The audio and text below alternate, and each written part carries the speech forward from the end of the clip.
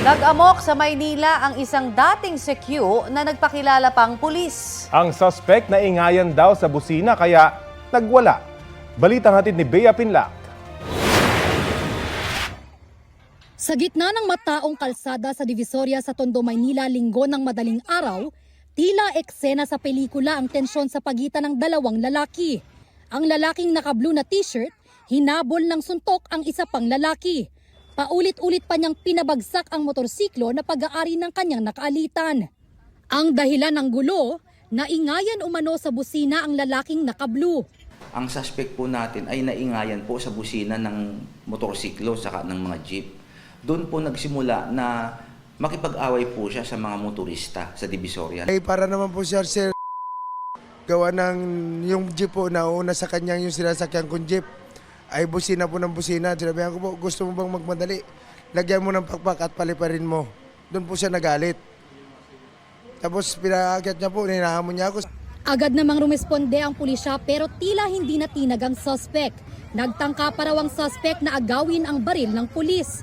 Itinulak din niya ang isa pang motorista na itatabi lang sana ang nakatumbang motor. Nakasingit ng suntok at sipa ang ilang motoristang nasa lugar kabilang ang nakaaway ng suspect. Kalaunay na aresto ang lalaki. Doon naman po, sinuntok niya sa mukha yung pulis natin. At yun naman po ang dahilan kung bakit pinagtanggol ng ating pong pulis ang kanyang sarili. Hanggang sa presinto, agresibo pa rin daw ang suspect. Hindi kayo mga tunay na pulis pala. Piki kayo. Di ba piki? Duduraan ko yung mukha mo.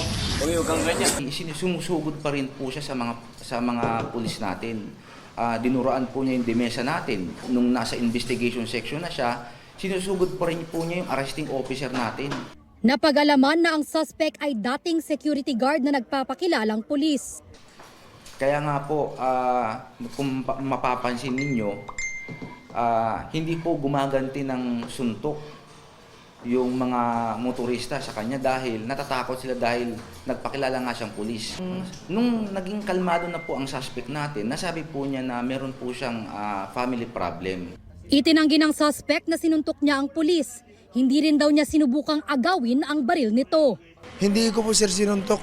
Sabi ko, sir, barilin nyo na kasi ako yung magpupulis din. Sabi ko, sir, pag ganyan ko, sir, sabi niya, agawin mo ang baril ko ah. Kasi kung ginagaw ko po yun, agaw ko po talaga, kunyari lang po para maging alerto siya na sa kanya ako. Akala ko po ako ang kakampihan niya, pero mali po. Hindi pa nagbibigay ng pahayag sa pulisya ang mga biktima. Patong-patong na reklamo ang kakaharapin ng suspect. Alarm and scandal, resistance and disobedience to a person in authority, usurpation of authority, at direct assault. Bea Pinlac, nagbabalita para sa GMA Integrated News.